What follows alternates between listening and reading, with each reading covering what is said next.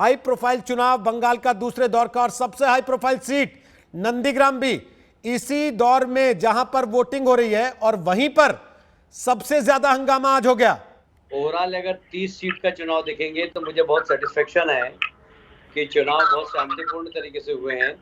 पर हाँ, high profile seat जो नंदीग्राम है वहाँ जरूर छुटपुट घटनाएं हो रही है। पर मेरा ऐसा मानना है कि ओवरऑल चुनाव बहुत शांतिपूर्ण हुए हैं और 5 दशक में इतने शांतिपूर्ण चुनाव बंगाल में कभी भी नहीं हुए। और मैं ऐसा मानता हूँ कि कुछ 2-4-5 छुटपुट घटनाएं और नंदीग्राम को छोड़कर बाकी सब जगह लोगों को वोट डालने का अधिकार प्राप्त हुआ है।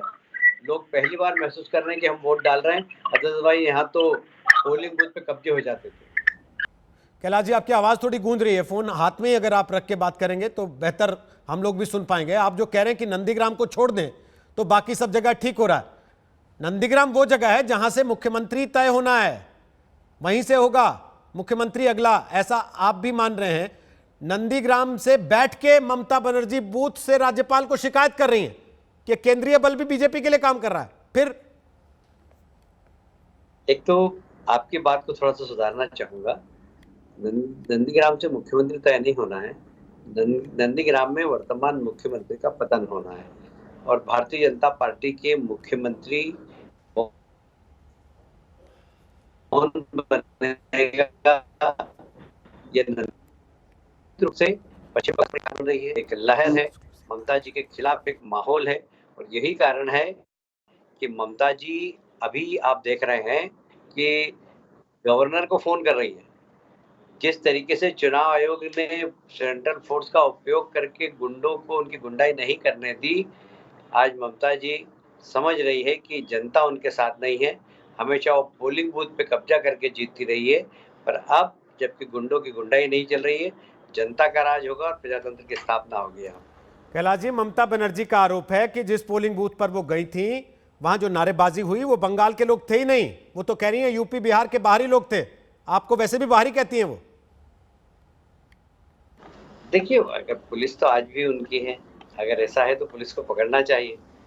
भाई सेंट्रल फोर्स तो पहचानती नहीं किसी को, पर पुलिस तो पहचानती है ना, तो पकड़ती क्यों नहीं उनकी पुलिस? पुलिस तो आज भी बंगाल की वहां पर लगी हुई है। पोलिंग बूथ के 100 मीटर दूर यदि पुलिस है तो बंगाल की पुलिस है, तो क्यों नहीं पकड़ती है? ये सिर्फ प्रदेश की जनता की सहानुभूति प्राप्त करने के लिए और देश में गलतफहमी पैदा करने के लिए कि भारतीय जनता पार्टी बाहर के लोगों से चुनाव जीत रही है। वास्तव में चुनाव आयोग ने जिस तरीके से सेंट्रल फोर्स लगाकर गुंडों की गुंडाई को रोका है, यह एक बहुत प्रशंसनीय काम है और बंगाल के लोग पहली बार अपनी इच्छा अनुसार मतदान कर रहे हैं। कैलाश जी, आपके नेता हैं शुभेंदु अधिकारी जो ममता बनर्जी के खिलाफ चुनाव लड़ रहे हैं, वो कह रहे हैं उन पर एक खास समुदाय के लोगों ने हमला किया। टीएमसी कह रही है एक खास समुदाय के लोगों का वोट बीजेपी डलने नहीं दे रही। ये सारा हंगामा खास समुदाय को लेकर ही क्यों है? अब देखिए, ऐसा है कि ममता जी के समर्थन में तुष्टीकरण की नीति के कारण एक 30% समाज यहाँ पर इकट्ठा हो गया है, बाकी 70% समाज ममता जी के खिलाफ चले गए हैं। किसी भी लोकतंत्र के अंदर, किसी भी कल्याणकारी राज्य के अंदर समाज यदि 2 भागों में विभाजित हो जाए तो यह सरकार की गलत नीति का परिणाम होता है।